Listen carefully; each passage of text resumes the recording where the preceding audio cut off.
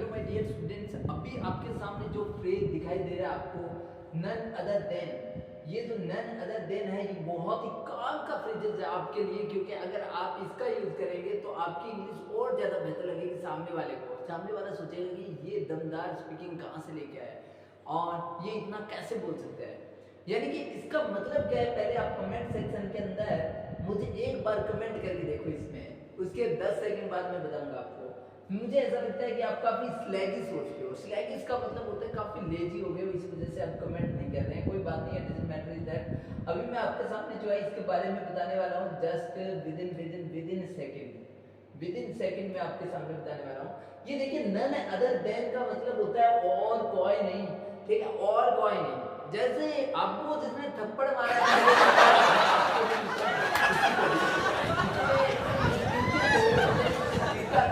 वो टीचर और कोई नहीं, मैं ही था। यानी कि इस तरह के जो सेंटेंसेस अपन बोलते हैं तो नन अदर देन आता है। क्या आता है? None other then.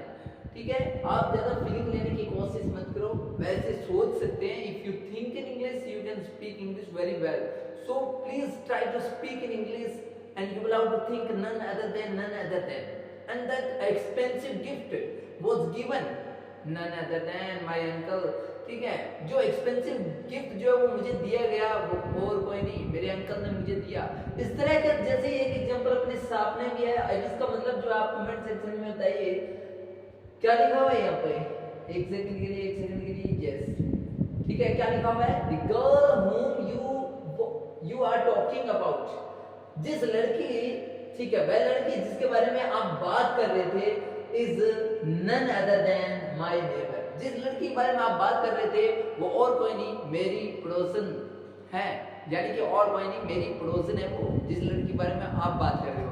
अब कौन सी लड़की के बारे में बात कर रहे हो वो तो आप भी जानते हैं, लेकिन ये फ्रेज बहुत काम का है, तो बिना किसी देरी के इस फ्रेज को यूज कीजिए। None other than, none other than, none other than कैसे यूज करेंगे, इसके लिए एक दो एग्जांपल मैं वैसे और बोल देता हूँ, ठीक है।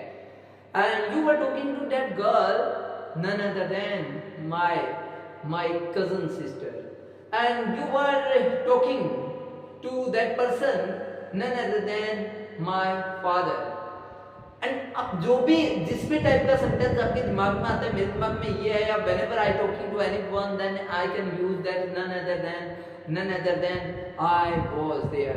ठीक है, वहां और कोई नहीं, मैं ही था ओनली। ठीक है, इस तरह से वहां और कोई नहीं, इस तरह के सेंस के अंदर नन अदर देन का यूज कर सकते हैं। तो बेसिकली ज्यादा स्ट्रक्चर के ऊपर मत जाइए, नहीं तो आप बोल नहीं पाएंगे।